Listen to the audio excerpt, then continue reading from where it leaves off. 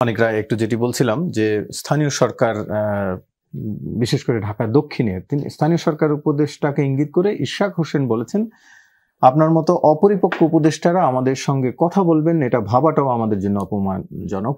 এটি একটু জানতে চাই, রাজনীতিবিদ হিসেবে আপনারা কবে পরিপক্কতার স্বাক্ষর রাখবেন ইশরাক হোসেনের মানদণ্ডে?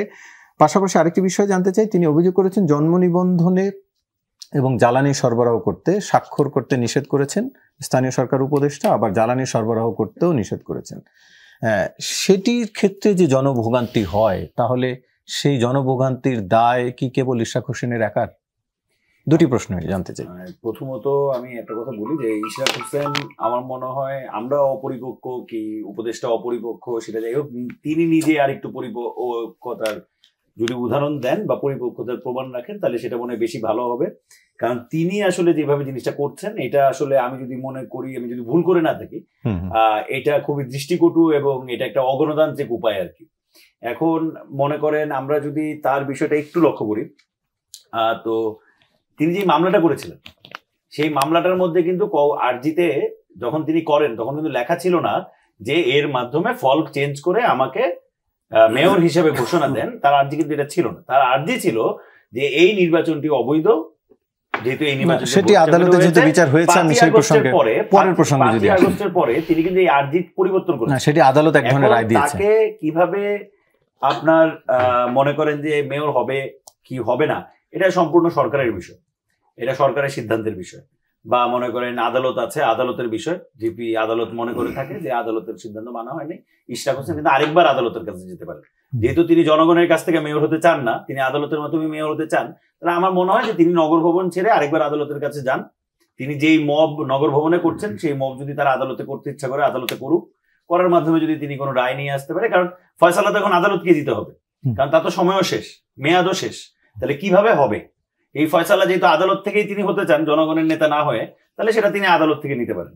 আর একটা জিনিস আমি একটু বলতে চাই, যেটা হলো সংস্কার কমিশনের এই সভাগুলো নিয়ে একটু গুরুত্বপূর্ণ আলাপ, মানে আমি আলাপ শোনার কারণে আমি যেটা বলে দিচ্ছি সেটা হলো যে প্রথমত বিষয় হলো যে এই এনসিসি বিষয়ে আজকে যেহেতু এটা নিয়ে একটা বড় সময় আলোচনা হয়েছে, আমরা দেখেছি যে অনেক রাজনৈতিক দলই আসলে এই বিষয়ে একমত না বা একমত হতে পারছেন না। কিন্তু আমরা কিন্তু দেখেন, আমরা একদম শুরু থেকে যে মৌলিক সংস্কারগুলোর কথা বলেছি তার মধ্যে কিন্তু একটা বড় এজেন্ডা ছিল যে বাংলাদেশ আরেকবার কোন একটা ফেসিবাদী প্রবণতায় যাবে না, মানে একক ক্ষমতা থাকবে না। এই এনসিসির যে বডির প্রস্তাবনা ঐক্যমত কমিশন দিয়েছে তার মধ্যে কিন্তু আপনি দেখবেন যে সরকারি দল, বিরোধী দল, বিচারপতি বাদেও আপনি সরকারি বিরোধী দলের বাইরে যে সাংসদরা রয়েছেন তাদেরও একজন প্রতিনিধি, আমি ভুল করে না থাকলে, এই কমিটিতে থাকার কথা রয়েছে। ফলে একটা ব্যালেন্স কিন্তু এখানে অলওয়েজ থাকবে।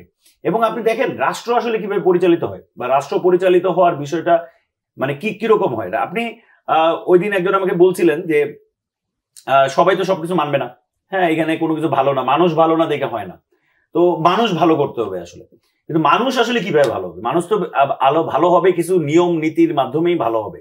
আমাদের এই বাংলাদেশে আমরা কিরকম রাজনীতি দেখেছি একটা লম্বা সময়, যে আপনি দেখুন কোন পদগুলোতে আসলে এনসিসির নিয়োগের আলাপটা হচ্ছে এবং এই পদগুলো বা এই প্রতিষ্ঠানগুলো কেন মানে খুবই গুরুত্বপূর্ণ আমাদের রাষ্ট্র পরিচালনার ক্ষেত্রে। পাবলিক সার্ভিস কমিশন, আপনার সারা বাংলাদেশে যে নিয়োগ হচ্ছে, ডিসি, এডিসি, বিভিন্ন পদে যে আপনার নিয়োগ, পাবলিক সার্ভিস কমিশন, আপনি এখানে পাবেন দুদক, আপনি পাবেন নির্বাচন কমিশন, আপনি পাবেন এখানে অডিট। ফলে এই জিনিসগুলো কিন্তু রাষ্ট্রের সবচেয়ে মূল অর্গান। যখন এই জিনিসগুলোকে আপনি একটি রাষ্ট্রীয় প্রভাবের মধ্যে নিয়ে আসেন, সাথে সাথে কিন্তু এই জিনিসটা পুরোপুরি একটি রাষ্ট্র কাঠামোকে কলাপস করায় দেওয়া, মানে এক কেন্দ্রিক করায় দেওয়ার জন্য এটা কিন্তু যথেষ্ট। দেখেন আপনি একটা জিনিস শুধু আমি ছোট করে বলবো, ভারতের ব্যাপারে আমাদের অনেক রকমের অভিযোগ রয়েছে, ভারত নিয়ে আমাদের নানা রকম সমালোচনা বা বিতর্কও থাকতে পারে, কিন্তু ভারতে এত বড় রাষ্ট্র হওয়ার পরও, এত ভাষার এত কালচারের হওয়ার পরও তাদের ইলেকশন নিয়ে আপনি দেখবেন কখনো রাজনৈতিক দলগুলোর মধ্যে খুব একটা বাহাস হয় না। কারণ হলো প্রতিষ্ঠানটাকে শক্তিশালী করা হয়েছে। তো বাংলাদেশে আমরা বারবার বলছি যে গত 17 বছর শুধু না, এটা একটা লম্বা সময় ধরে বাংলাদেশের প্রতিষ্ঠানগুলোকে দুর্বল করতে করতে আপনারা ঐক্যমতে পৌঁছাতে পারলেন না, ভবিষ্যৎ কি? আর আমরা মনে করি যে নিশ্চয়ই এই বিষয়ে যদি কেউ মনে করে এনসিসি হবে না, তাহলে আমাদের প্রশ্নটা খুবই সিম্পল, যে আপনারা তাহলে কোনো পদ দেন যে কোন উপায়ে এই জায়গাগুলোতে নিয়োগ হবে, যেটা নিরপেক্ষ হবে এবং যেটা সর্বদল স্বীকৃত হবে। সেটা যদি কেউ কোনো অল্টারনেটিভ প্রপোজাল দিতে পারে, নিশ্চয়ই আমরা সেটা নিয়ে আলাপ করবো।